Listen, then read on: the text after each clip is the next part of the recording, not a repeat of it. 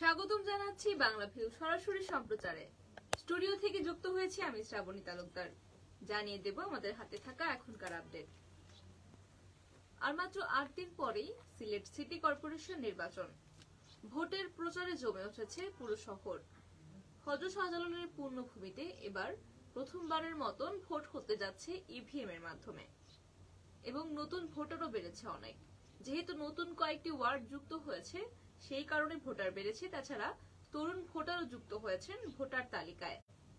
তাই এবার মেয়র এবং কাউন্সিলর প্রার্থীদের তারা এবার টার্গেট করছেন নতুন ভোটারদের এবং তরুণ ভোটারদেরকে তারা বেশি টার্গেট করে নানা রকম পরিকল্পনায় প্রচারণায় মেতেছেন। মিছিল, মিটিং, পথসভা চলছে, প্রচার প্রচারণা, ব্যানার, ফেস্টুন এবং মাইকিং এর সরগরম পুরো সিলেট নগরী। প্রার্থীরাও ভোটের ওয়ার্ড এবং কাউন্সিলর নির্বাচনে মোড় ঘুরিয়ে দিতে পারেন।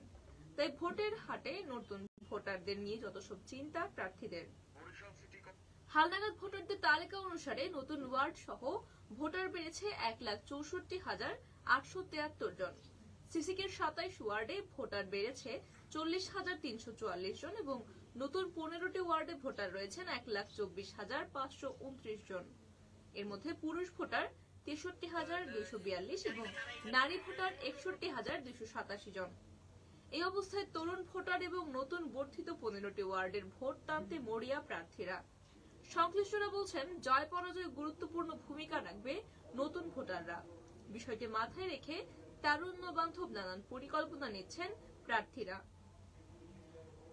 কয়েকজনের সাথে কথা বলে দেখা গেছে তারা চাচ্ছেন মাদক মুক্ত যে রাখবে নগরকে তাকেই তারা ভোট দেবেন।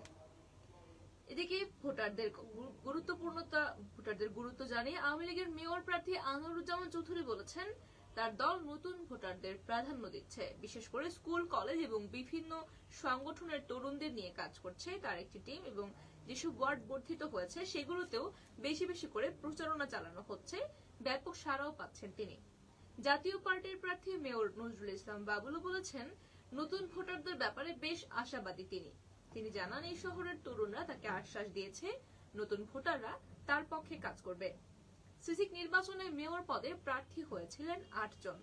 ইতোমধ্যেই ইসলামী আন্দোলন বাংলাদেশের হাফেজ মাওলানা মাহমুদুল হাসান নির্বাচন বর্জন করেছেন।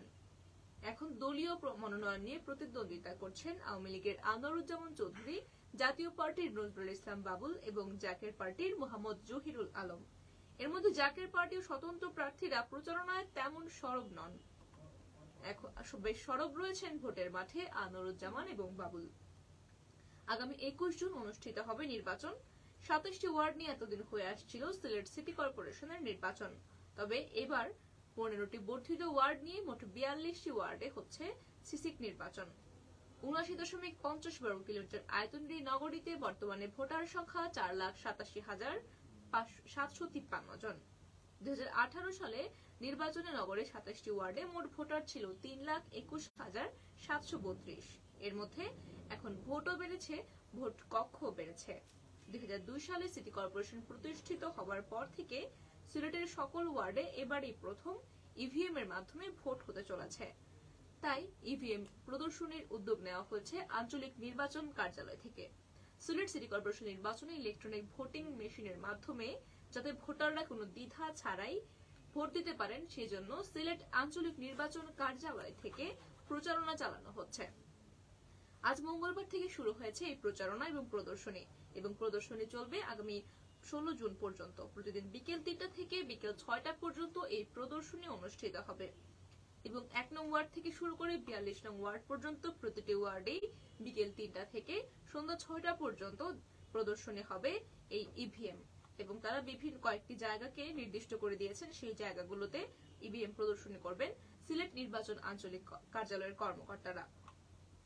২৭টি ওয়ার্ড নিয়ে আগে ছিল সিটি কর্পোরেশন, এখন যেহেতু আরো নতুন ১৫টি বর্ধিত ওয়ার্ড যুক্ত হয়েছে, তাছাড়া এই ২৭টি সিটি কর্পোরেশনের পুরনো ওয়ার্ডের মানুষদের কাছেও ইভিএম তেমন